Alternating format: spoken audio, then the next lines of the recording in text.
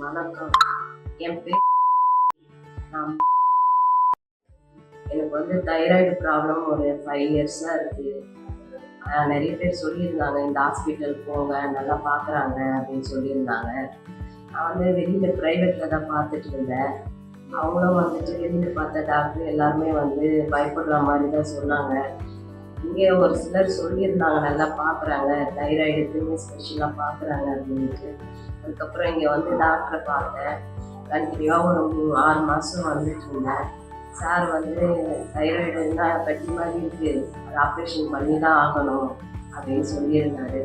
அதுக்கப்புறம் ஆப்ரேஷனில் தான் நான் ரொம்ப பயந்தேன்.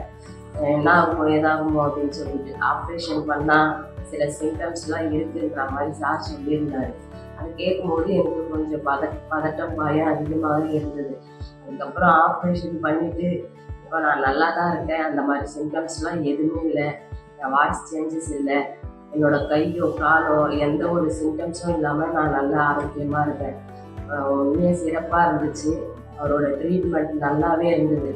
அவர் கடவுளுக்கு அடுத்தபடி அவருக்கு நம்ம நன்றி சொன்னோம். அந்தளவுக்கு டாக்டர் நல்லா பார்க்குறாங்க.